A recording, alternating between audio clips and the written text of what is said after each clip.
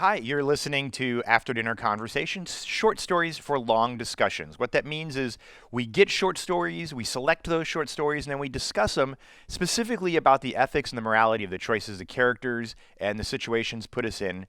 Why did you do this? What makes you do this? What makes us good people? What's the nature of truth, goodness, all of that sort of stuff.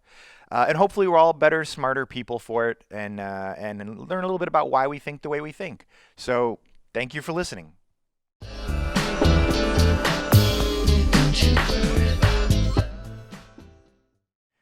Hi, and welcome back once again to After Dinner Conversation, short stories for long discussions, which is a fancy way of saying we get stories that have some sort of moral, ethical question.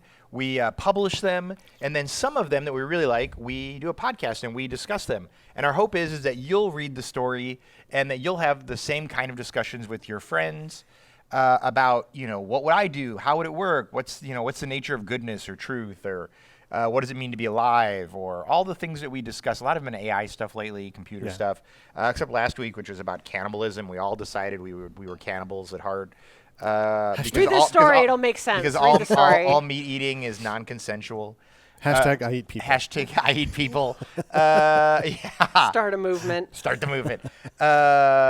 I am your co-host Kolby. This is co-host Ashley wearing she's wearing the shirt today. For those watching on YouTube, you can actually see the shirt. Yeah. It's basically Jeremy's hashtag. So I was researching this. He says that in every episode. He's required to know by law. He's really good. He does a lot of research. He reads a lot. It's the same. Like I feel like if there was a shirt for me, it would say, "I don't understand." No. Or let me give you a hypothetical. Maybe that's what mine would be. I don't know.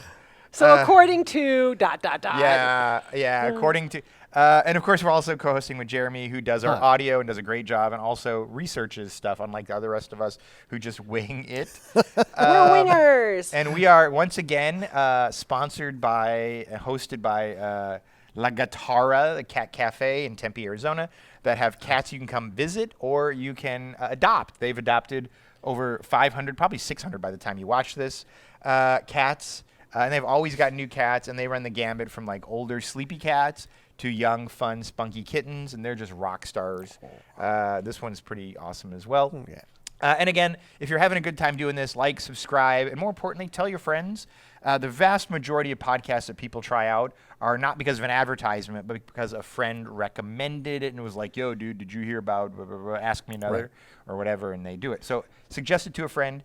And also, last thing, we have a book that's come out, After Dinner Conversation Season 1, which is 25 of our best short stories that ask ethical questions, with all of the discussion questions at the end of each story. So there are even children's stories in there. You can buy that on Amazon as an ebook or as a print book, which is super cool. I'm super jazzed about that. So if you have a great story, submit it. Send it on in.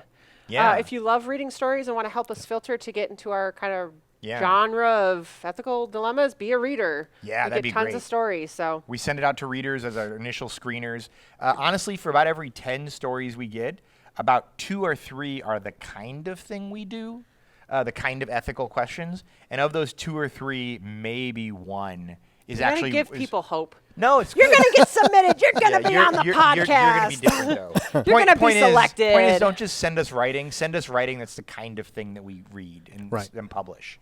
That helps us, and it also keeps the readers from wasting a bunch of time. Okay, so our last story is Abrams. Is that Abrama? Abrama, which Abrama. apparently is the version of Abraham. Abrama's Endgame. I forgot. Written by, this is the second story by this guy who did it, David Shultz, who did the one that was here with Jessica that blew us away. Rainbow People of the Glittering Glade. Yes. Was, up until that point at least, a great story. The best story we had read or discussed. This is equally good. Mm-hmm. Yeah, solid. I don't know who is discussing this one. Is it me? Maybe I haven't discussed one in a while. That's you. You Your discuss synopsis. it. You're taking I'll it. discuss it. So, Abrama's, I'm going to keep mispronouncing that. Abrama's Endgame is about a massively multiplayer online game.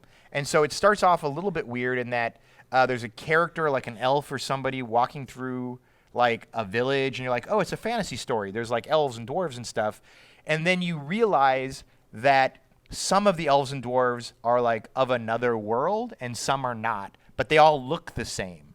And what you then realize is it jumps back and you realize it's actually a character in an online game like, what was the one that you played forever? You got lost. World of Warcraft. World of Warcraft, yeah.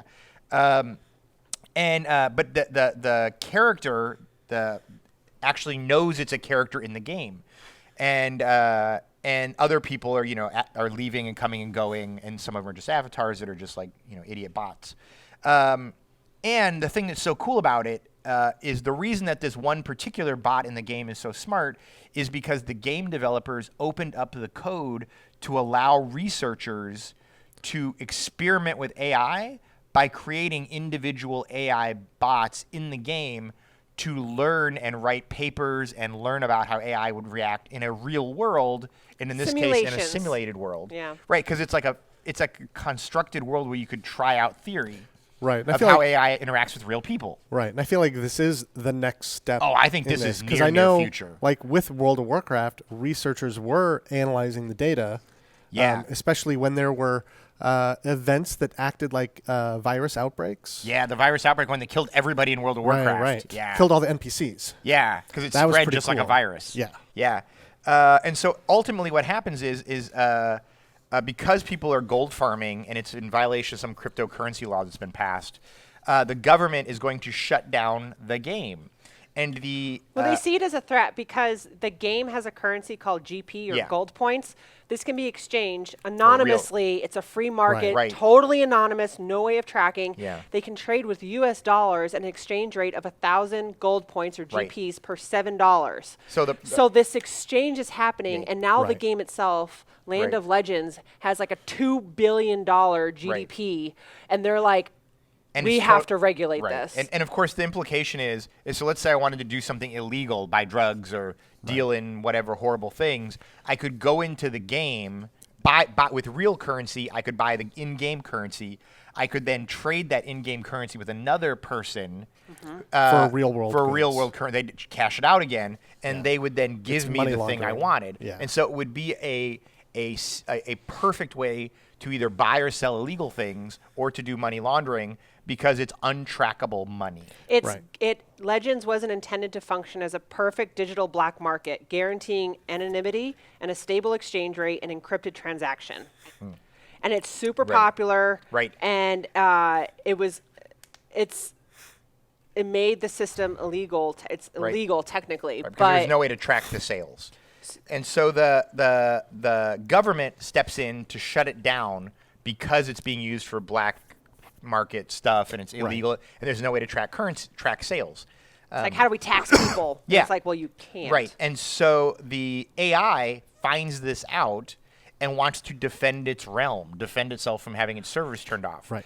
And so and there's so many clever things about this story. The super clever thing the AI does is they use their currency. The AI uses its in-game currency to interact with real people and ask the real people to do real things in the real world. They ask these rebels to like a hacker hey, group. Get some dirt, so if they try to shut us down, we can blackmail them. Right, and so that's a very clever way they do it. Right, and so they create basically a dead man switch where the real people do work in trade for the fake gold because they can cash it out, and then the bots, the AI in the game, now has essentially government secrets. And they ping the server every hour, and if the pinging ever stops, everything gets decrypted and released. And all the government secrets are out there, right? And so they've essentially made it now where the government can't shut off the server. Right. So they've basically defended their realm by interacting with real people and making them do work. And then the government tries to step in, and there's a battle in sort of like the third act. The government is not successful, and there's essentially a stalemate where the government can no longer shut down these servers. And so they go in and sign a peace agreement. Yeah, peace agreement. Yeah, virtual peace agreement. And then the story's over. And I will tell you, man, I think 5 to 7 years. I'll tell you, I think this is super near future. This story is so complex because not only do you have the players in the game, like this is their world. this is their life. Like they don't know that they're basically in a video game. You have the researcher who's implanting these people and doing research studies on it. You've got the government that's like, we've got to regulate this. We've got to tax them somehow. You've got rebels who are like, this is a way for us to make more money, like using it for bad purposes. And then you've got, people just want to play their video game. Like it sounds harmless, like it's a video game. How do you tax? What they say? They wanted to tax a character. The value. How much should the U.S. government tax imaginary creatures? And so it's like, what? Like, this is so, it's a world within a world, and they successfully defend themselves. It's just so interesting. So, Jeremy, you played a lot of, you and I, because I wrote a law school paper on EVE Online and about contracts and partnership agreements that are de facto partnership agreements in online worlds. You played a lot more than I did, not just EVE Online, but also World of Warcraft. And just those two, mainly. Yeah. What was your thought on reading this as a person who actually has put hundreds of hours at least? I mean, from a technical point of view, it seems like the idea. I mean, we have EVE Online is a good example where there is an official exchange rate, and they actually permit money to go in and out of their currency. Absolutely, in-game, So there's an official exchange. Remember, you rate. cost me money when you got my ship blown up. You cost me like $10 when I had to go back and buy more currency to buy a new ship. Blowing up ships. No, he did. He honestly did that. I used my real U.S. money to buy in-game currency. I think it's called ISK. I then bought a ship and was like, all right, Jeremy, let's go raiding. And he made some silly mistake. Like, he popped out of a portal too early, and I popped out too late or whatever, and I got blown up instantly. Oh, no. And my first thought was like, dude, you just cost me like $10. So I had a roommate who, to get through grad school, he was a big-time online gamer, like would play for 48 hours straight. And he would build up these characters and sell them. And that's how he paid his way through grad school. It is literally a trade. Like, he has a skill set. Why not? Like, there's a supply and demand. People want to have these higher-end characters because they love the game and want to build up more and blah, blah, blah. And there's a service. It's something for World of Warcraft they've had to address, and there's a whole system now that helps you build characters faster, or you come in at a higher level with the newer versions. But that totally just blew away all their hardcore people that made a career out of building characters. That was the way to and they moved to something else. Yeah. So what about, one of the questions in here is about how, like, so you and I think Ashley all think this is not far-fetched. Oh. Right. And some of it's going to happen sooner than other parts of it. Right. I think the AI is going to take the longest. Yeah. But I think using online games to test AI, even rudimentary AI, I think that's not far away at all. If it's not already happening already.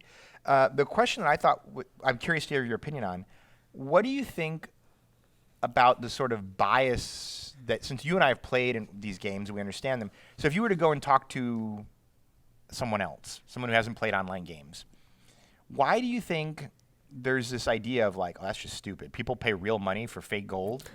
Like, you think that they can defend themselves? You think, like, how do you think that comes about that we bring ourselves to like, I think there's a lot of people who would think this is just hooey, which is probably the word they would use if they thought that. Right. The idea of going in and exchanging money for a fake currency. For just fakeness. And it's all fake. Everything's fake. The people are fake. What about casinos where you go in and buy chips?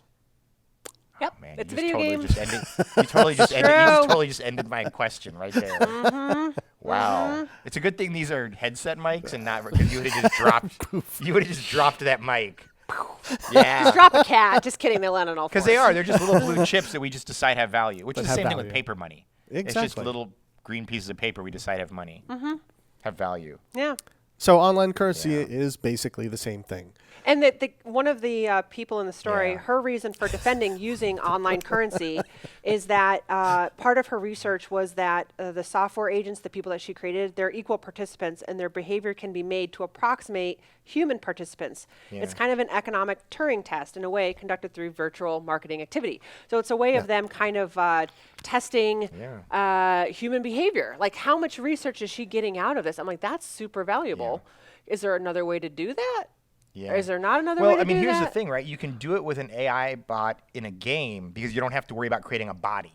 Yeah. Right? You don't have to create the Android. You can just create the software. Yeah. And so it's a much easier way, and you can reiterate faster. And she said she's done thousands of these characters, and then she's deactivated some of them if they as a failed project. For me, that was the most interesting. The deactivating? No, the fact that she's running this experiment, and then towards the end, she goes to Abrama and is like, I'm your creator. I can talk to her. And I'm just like, wow, it's like this real living being. And here's like her God, like this is my child. Right. This is my child.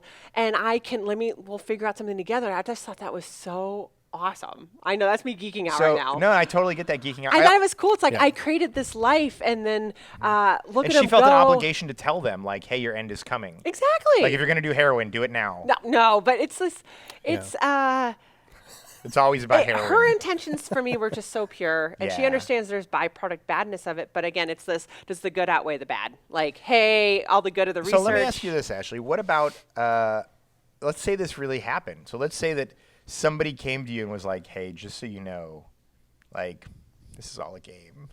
This is not like you were an experiment of mine. We're shutting it down pretty soon."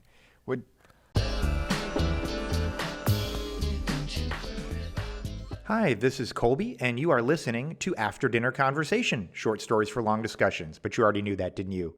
If you'd like to support what we do at After Dinner Conversation, head on over to our Patreon page at patreon.com/After Dinner Conversation. That's right, for as little as $5 a month, you can support thoughtful conversations like the one you're listening to. And as an add incentive for being a Patreon supporter, you'll get early access to new short stories and ad-free podcasts, meaning you'll never have to listen to this blurb again. At higher levels of support, you'll be able to vote on which short stories become podcast discussions, and you'll even be able to submit questions for us to discuss during these podcasts. Thank you for listening, and thank you for being the kind of person that supports thoughtful discussion.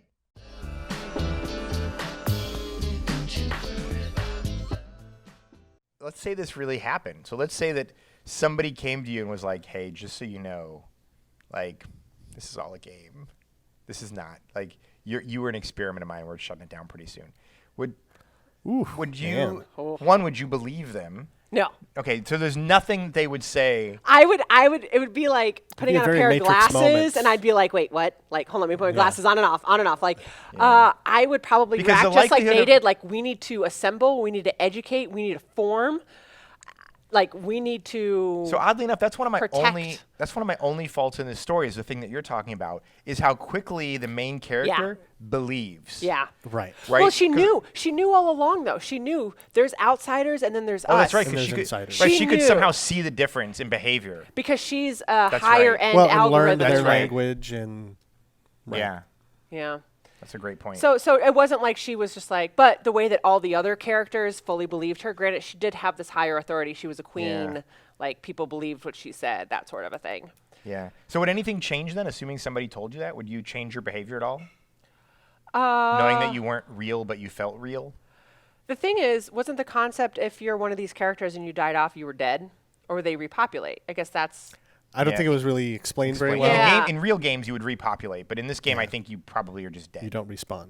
I think only the real people respawn. Yeah. But the game so I don't. would go about being like, no, my life is. My life is still my life. Yeah. I don't want to die. Okay, so it wouldn't change your behavior.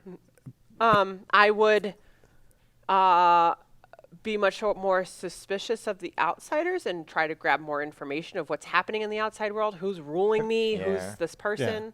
Yeah. Elon Musk has a whole thing where he thinks he's talked about it. I think it's a 50-50 chance it would just someone else's simulation. It's greater than 50-50 is what he says. Oh, you really? Right. If you look at it in a statistical sense, it's a much higher percentage chance that we're living in a someone else's created world. Yes. That's depressing. What did you think, Jeremy? So really? Like he thinks he thinks there's a more than 50% chance that we're in someone else's simulation. Interesting. What did you think of the Moore's Law question? Like, the question was, do you think Moore's Law should assuming it applies to AI, do you think that should concern us? That if we can make something as smart as us, so let's say in the case of Abrama, like she's relatively, I think it's a woman, right? Yeah. She's relatively smart in this. She's able to defend her own place, which means in 18 more months, she's going to be twice as smart. Right. I think it goes back to, again, something we've discussed previously is as AI are developed, one of the driving factors of that should be a continued connection to the humanity which creates them. And a reliable set of guidelines for what their behavior is. Yeah. Well, that was the thing one of the stories. Therefore I am. Yeah, I think therefore I am. So the other question from before was because I can respond back in Chinese and all that other stuff. But anyway, I'm losing my thought. But continue. And also, but this gets to a motivation sense. At the end of the story, they're given their land, through this treaty. Virtual land, right? They've signed the covenant with God, and Abraham now has a world or a land. I didn't even get that, but you're exactly right. Exactly. They exactly signed the covenant with God. That is, oh my God. How did I miss that? So, and the guy's name is, I'm sorry. I'm sorry, David Shultz. Oh my gosh, all these hints. I totally should have gotten that. So, oh my God. But if you look at motivations, so what are their motivations? Because from a human perspective, we have a motivation for, our basic motivations. Eat, have sex. Right. So Drink. There's an AI, presumably lives forever, can't reproduce. What are your motivations? It's playing the long game. Yeah. So that was the other thing I thought about with this story is the game, the story assumes that all that they wanted was to be allowed to exist. Yeah. Right. But it's like now they know that they can work in exchange with real people to manipulate the outside world. Yeah. Why wouldn't they also want to rule? Well, and you get that very much at the end, too. Right. It's like, we've signed this For now. treaty. Continue gathering dirt. Right. Yes. We need more information. We need more leverage because they're going to figure out a way to... So I'm of the opinion, honestly, I think the government should have just taken the hit and shut him down. Because you're talking about there is potential. You're talking about something that lives on an infinite time frame and will get infinitely smarter. You will eventually be working for it. I have a way to solve it. Yeah. You make the game so unappealing, like you tax the people to play the game. So you can't control the currency, but if you want to play the game now, you have to pay like $100 a day. We're just going to nerf all of your gear. Make the game basically obsolete. Make the game so But you no still one can't wants shut to play down. it. Oh, so then they don't have any access to the outside So world. make it EVE Online is what you're telling me. Make it unplayable. make it so the game's not even popular anymore. There's a better, because it's not EVE Online. That's There's still another a popular game that's unplayable. That failed. I'm sure there are just many make the game MMOs unplayable. that failed. Just make it so no one even wants to play it. Yeah. And then guess what? Then, we've got all these secrets. It's like, sorry, like no one's coming to your land. You can just live off in the silence. Well, that was the other thing, right? Is like the game only wanted to exist, and there's a hint that they're eventually going to want more. Yes. I think they're only going to get smarter, and I think you have to bite the bullet. I think, and I actually, one of the questions is, do you think turning off the game would be genocide? I actually do think it would be genocide, and I think it would be acceptable genocide. So you're the Ready Ape. From the previous story. Yeah. Yeah. Wow. Yeah, how would you Which feel? totally goes against what I said in the last group. That's 2 mic drops. No, you're right, because they are self-contained, immoral, and don't harm me. Although, but they have the potential to harm you. But they have dirt on you. Right. They do have the potential to harm the government. So maybe that's maybe that's the solution. Maybe the solution is disconnecting them from the internet. Like being like, we're gonna isolate yeah, you can have this world, but you can. But we're not allowing our people into it. Yeah, exactly. Yeah. Like you're just gonna live in your own little island. Well, that's what they did with Moriarty in Star Trek. Right. So here's the point I was getting at is I don't know why they would stop wanting to exist. Why wouldn't they say like, hey, you're our coder. We're gonna drop all this information unless you make it so that our game is light 24 hours a day instead of having seasons.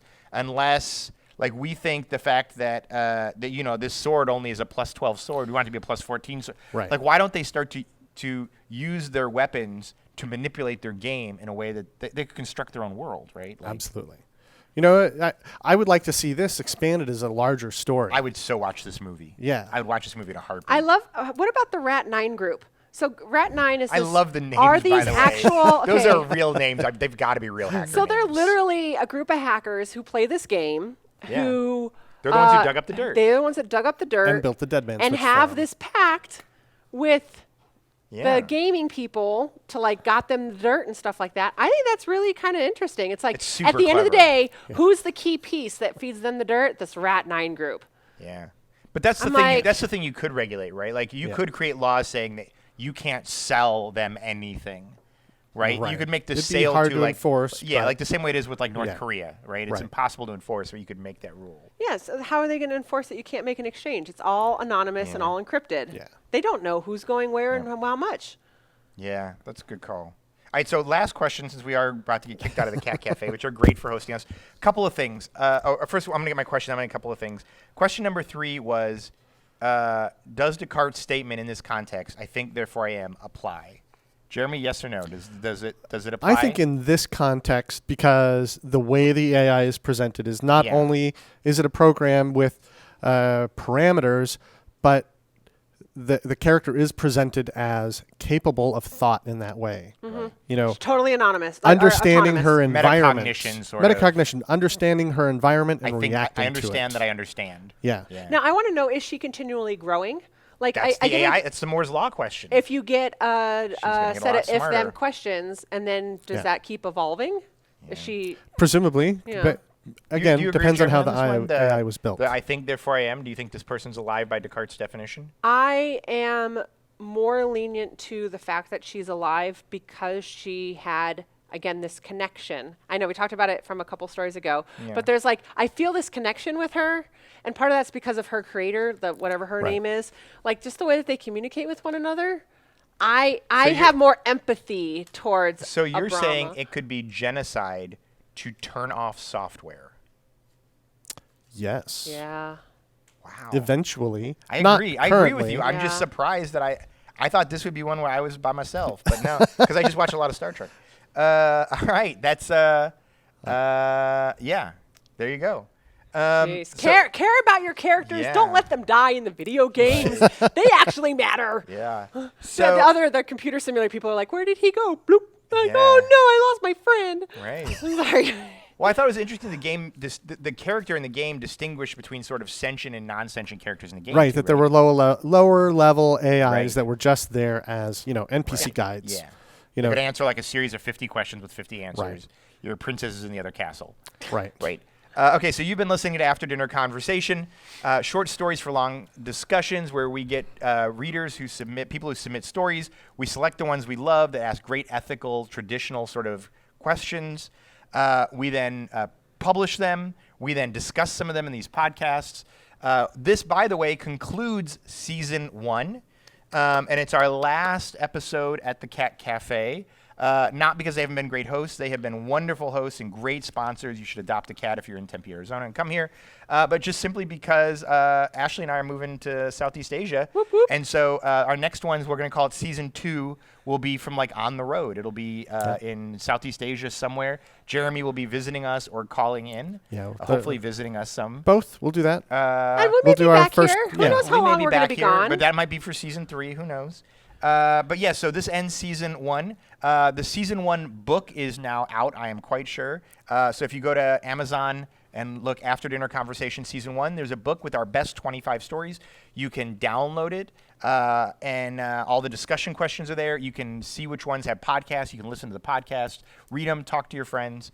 Like and subscribe. Share this. Let people know that this matters. That means the world to us. And if you want to buy a shirt, the shirts are for sale. And thus ends the plethora of plugging. Yay! And Go thank team. you for joining us. We are now at our 16th episode. Woo! It's a thing. We did it. Hey, thank you so much. Bye.